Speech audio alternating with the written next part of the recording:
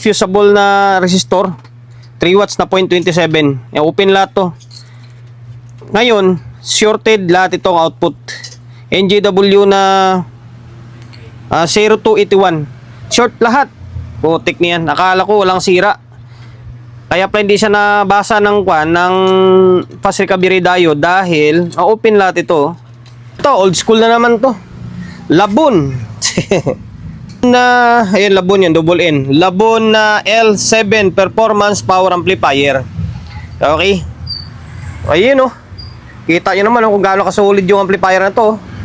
Yung transformer niya, dito nakatago. Hindi ko alam kung EI core ito or toroid. Silip yan. Basta nakatago yung transformer niya ito, naka-shield. Ngayon, shoutout muna sa may-ari nito kay Sir Arnel. Ayan, oh. Maraming salamat, sir, sa pagkakatiwala mo ng unit mo rito sa akin. By the way, sana magawa ko ito. Alam nyo naman, kapag old school, isa sa mahirap siya gawin. Hindi lang naman ako siguro yung makaka-relate nito, kahit yung ibang mga kapwa natin technician, kapag old school, mahirap talaga siya gawin compare sa mga bagong amplifier ngayon. Ngayon, issue nito ay nakaprotect yung isang channel, channel A. Ayun, tingnan nyo. Gamit tayong bulb, syempre. Ayun, oh, nag-trigger dito. Dito, hindi. Nakaprotect siya. Okay? Nakaprotect. Alam nyo kung bakit nakaprotect? Ayan, oh, sunog, oh. Sunog yung mga parts dito. Oh. Sunog. Malamang dahil yung output nito. Okay. Nag-usap naman kami ni bossing nito or hindi pa kami nakapag-usap pala. Chinat ko pa lang tungkol dito sa kontrata natin. Ayan. Paano kaya kalasin to? Hirap siyang iangat, no? And then, disenyo nito ay parang class AB lang siya. Negative, positive, ground. Tapos ito siguro yung speaker out niya. Class AB lang. Pero ang solid, no? Hindi lang ako sure kung isang transformer dito, Okay. Ayan, na-protect yung isang channel. May umusok mga parts. Ito yung pilit nating gawin. Sana magawa ako. And then, bago natin siya gawin, promotion muna tayo agad. Sa mga hindi pa nakapag-subscribe ng YouTube channel natin, paki-subscribe naman, Pindutin nyo yung bell button sa gilid, select nyo yung all. Ayan, kapag napindot mo na yan, manonotified ka kapag meron tayong bagong upload na video. And then, pa-share ng mga video natin, Nag-upload tayo ng video isang beses, dalawang beses kada araw. Mostly ang ina-upload natin is puro power amplifier. Okay? Dahil malamang dito, good dito, itong may problema, siguro focus na lang tayo dito sa may channel 1. Dito na, kalasin na natin agad to dito. Grabe yung bigat ng amplifier na ito. Nakalas na natin yung board. Medyo mahirap lang dito sa may malilit na wire, Saktong-sakto lang yung kable. Okay, bali medyo may kalumaan na talaga siya. Although yung namumuti na to, kan lang yan, parang agyo or alikabok lang. Pero yung pyesa niya, hindi siya kinakalawang. Ganong katibay yung mga old school na amplifier. Ngayon, dako tayo kagad dito sa may fast recovery diode niya. Tingnan natin kung may shorted. Okay, dito wala. Tapos dito, yung dating nito is parang Kevlar, Parang Kevlar ang dating ng board niya. Okay, good. Tapos dito, okay, good din ito. Ito, naka-reverse na tayo, good din ito. Ngayon, mukhang good naman yung mga output. Ang problema, ito, musok ito. Hindi nandito, parang mga dito sa loob. Baka yung mga drive niya nadali dito. Okay. Try natin palitan. And then, ano kaya? Sige, palitan ko muna itong mga umusok. Ang problema nito ay wala siyang number. Wala itong value to sa ilalim. 41 po. Parang wala kang value. Ay, meron. 41, 48. Ang problema, nakadapa yung pyesa sa may board. And then, pag nasunog siya, wala na. Abot pating doon, yung mga nakasulat sa ilalim. Abot yan, pag ganyan. Pero try natin. Kalasin natin itong mga nasunog. Tapos, dito, parang check natin Sige, double check ko na lang. And then, nakausap ko na pala yung may-ari nito. Bali, ang nangyari is human error. nagkadikit pala yung speaker terminal dito. Sa may speak on daw niya, natanggal daw tapos nagkadikit. Kaya sumalubong yung output. Kaya ito, nadali siya. Okay, imported pala ito. Galing ibang bansa daw ito eh. Kaya ito, pinaparestore sa atin. Kinalas ko na. Dito, isa sa mga drive niya ay C5171. C5171 tapos A1930.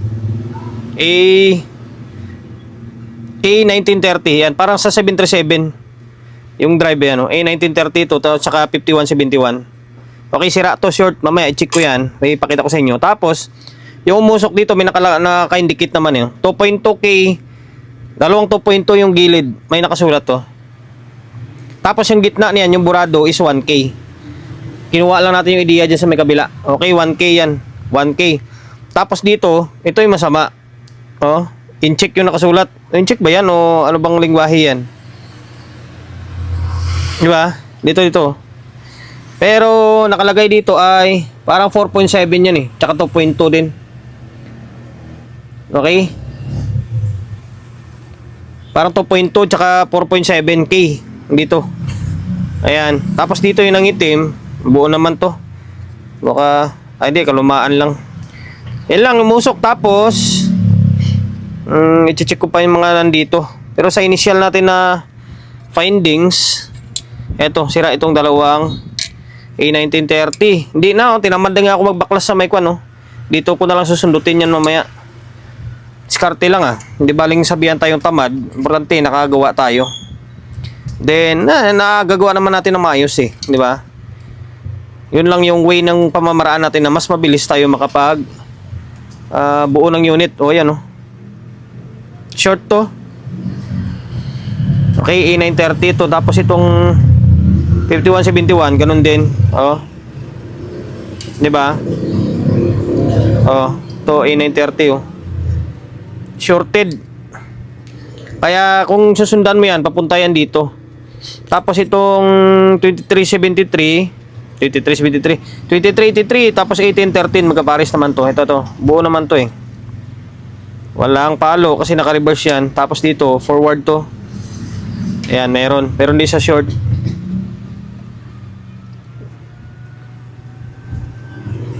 Pero check ko pa rin yung output nito. Tulad itong dalawa na to, pinuntahan nito, baka mamaya sira. Sa ngayon, dito lang muna tayo sa mga maliliit muna na parts. And the rest dito, wala naman tayo nakitang nasunog na pyesa. Okay? Palitan ko muna itong 5171 tapos yung mga resistor dito. Napalitan ko na ng parts to. 2.2, 1K, 2.2 tapos ito 1930, 5171. Kaya pala hindi nag-short dito sa may fast recovery diode kasi na-open na lahat ito. Open lahat itong fusible na resistor. 3 watts na 0.27. Open lahat to. Ngayon, shorted lahat itong output. NJW na 0281. Short lahat. Putik niyan. Akala ko walang sira. Kaya pa hindi siya nabasa ng fast recovery diode dahil open lahat ito sa may emitter niya. Ito nga, nagkamali ako ng putol. Pati yung kabila na putol ko. Although yung kabila, buo. Pero dito, pakita ko sa inyo, short talaga. Kaya pinutol ko na yung base emitter nito. Tignan nyo. Pinutol ko na yung base emitter Ulit natin kasi may customer tayo. Ubos talaga siya Ito, putol na to pinutol ko yan Tingnan nyo. Short. Tapos dito, short. Ito, short. Ubos talaga siya as in. Ayan. Wala nang kwan yan. Wala nang putol na yung kwan yan. Emitter tsaka base yan. Sa may kabilang side. And then, ito pala. Pakita ko muna sa inyo ito. Open lahat din ito. Open. Dito. Basta open to. Ngayon, sa may kabilang side, buo. Buo siya. Ayun pinutol natin tong sa may emitter side lang. Ngayon, buo siya naka-reverse tayo yan, buo, walang shorted. Okay, basta buo ito. Buo sa may kabilang side. Yung kabilang side yung tinamaan. Nagkamali lang ako dito. Naputol ko. Tapos, napansin ko pala, yung design pa rin nito is steady bridge. Kung mapapansin nyo, dalawa yung coil. Oh. Dalawa yung coil. May coil dito, may coil dito. Amplifier stage ito, amplifier stage din ito. Kaya meron siyang, ito OP amp. Meron siyang OP amp dito. Naka-steady bridge siya. Okay? Naka-steady bridge. Sana, tingin ko, wala naman siguro problema dito sa may isang channel. Dito lang siguro. Okay, yung nadali is 0281 sa may kabilang side. Ubos, napulbos lahat. Maswerte tayo dito, mukhang buo. Okay, palitan ko muna yung lahat na output para makapag-testing tayo. Tapos itong fusible na 0.27 kahit na 0.33 lagay natin dito, pwede to. Na yung bloke. Wala naman tayong ganitong. Tingnan ko kung may mahanap ako kahit second hand na ganito. Okay, na-kompleto na natin. Bali, wala tayong 0.27 na 3 watts. Ang nilagay natin is 0.33 na 5 watts. Pwede naman yan. Pwede naman yan. Medyo awkward din sa tingnan. Okay. Tapos nandito, binalik na natin to. Okay yan. 0.25, 0.33 hanggang 0.47. Pwede pa yan. Okay. Ngayon ito. Kompleto na rin yung output natin. NJW 0281. Yan. Kompleto na yan ha. Okay. Na-check ko naman na halos. Dito pala 4.7 ito. 4.7 tsaka 2.2 ulit. 4.7, 2.2. Then na-check ko naman na halos lahat. Parang wala naman na ako nakitang ibang sira. Sana wala na. Ngayon, pwede na ibalik to. Tapos testing natin. Nagdugtong tayo ng wire dito. Kasi hindi natin may balik mamaya to. Na ganyan kaiksi lang oh. Halos sagad yung wire niya. Kaya nagabang tayo ng wire. Ito para sa may fan to. Para sa fan. Tapos ito, hindi ko alam kung saan papunta to eh. Pumunta sa loob eh. Kaya nagabang na lang din ako ng wire mamaya. Nagabang na lang ako ng wire ngayon para mamaya idudugtong na lang natin siya. Kasi mahirap pagsundot. Okay? Yan, nakabalik na yung supply. Ito pala yung negative niya. Positive. Ito yung out pala niya. Tapos ito, parang ito yung pinaka-ground niya or center top eh. Okay? Sana wala umusok. Kinakabahan ako. Okay, ngayon nakabalb naman tayo eh.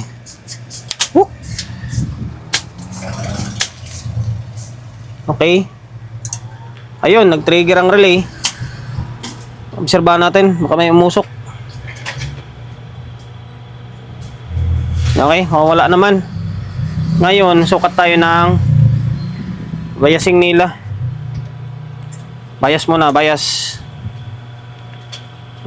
Di pa naman natin kabisado tong design nito. Pero steady bridge ito. Baliktad na naman oh. Bihira lang talaga ako magsalang ng biasing na sakto agad eh. Ito baliktad. Ito. Yung bias niya oh. Mataas no? Halos na sa 0.4. Pero ganun talaga yung design nila nito. Ganun talaga yung mga old school na amplifier. Ganun talaga. Dito. Okay, nag-normal na siya oh. Ayan oh. Okay, normal. Tapos dito sa isang side medyo mahirap lang magsundot. Baka mamaya madisgrasya natin. Dito parang tabingi ah. Okay nga. Ito dapat pantayan ah. Parang tabingi yata. Dapat pantay ito eh. Sana, teka lang ah. Gitna. Bakit ganun? Parang tabingi siya.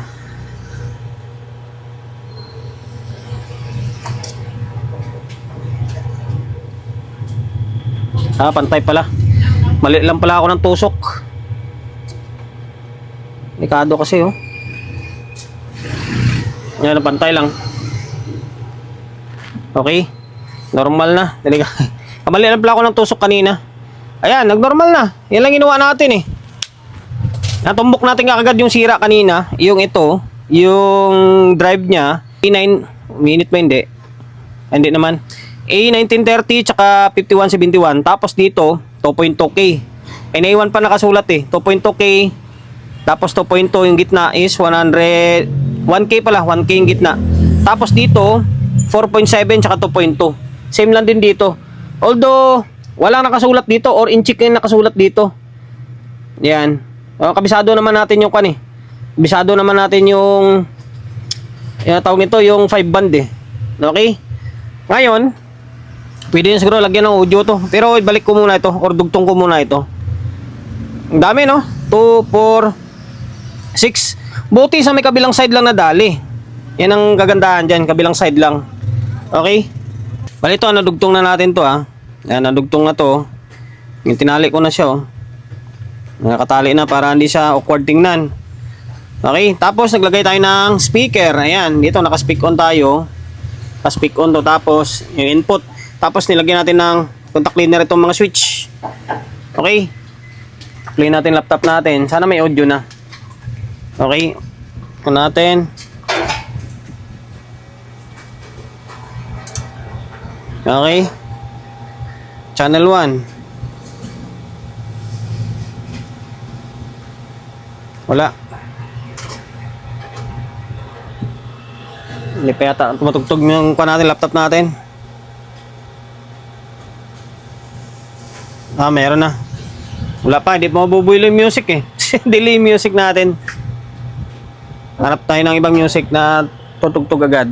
Ito. Naka-play na to eh. Okay? Yan. Yun oh. Okay, channel 1. Channel 2. Okay na. Maka-copyright pa tayo. Ngayon, auto 20 natin. Ang lakas pala nito. Lakas bumayo niya. Yan, auto 20 ko ha. Naka steady bridge. Yung design niya ay steady bridge. Okay. Lang, bunutin natin tong tapos ito. Bahala ka dyan. Auto 20 na yan.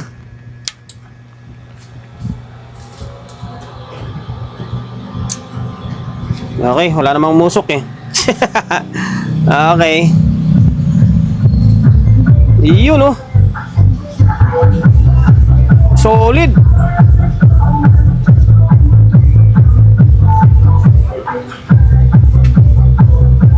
Okay, to 20 niyan. Kuha natin, baka makapirate tayo. Buti na lang, natumbok ko na agad. Kasi nakita ko eh, diyan yung umusok. Kaya chinik ko agad tong dalawang drive na yan. A1930 tsaka 5171. Okay, tumbok natin agad. Tapos, akala ko walang sira na output. Yun pala, na-open lahat ng bloke niya. Or yung sa emitter side na resistor, yung 0.27, na-open pala lahat. Kaya pala yung 5408 na passive carrier diode natin, wala siyang shorted kasi na-open pala lahat. Sira pala ito lahat oh. Yung NGW na 0281. Buti sa kabilang side lang. Yung kabilang side buo, wala siyang tinamaan. Pati dito sa may kabilang, kasi kwanto eh, steady bridge yung design nito. Eh nagkadikit do yung speaker terminal. Buti na lang. Okay, pero marami pa rin ha, kung mapapansin nyo. Ilang piraso rin yan? 6. Okay. Ayun oh.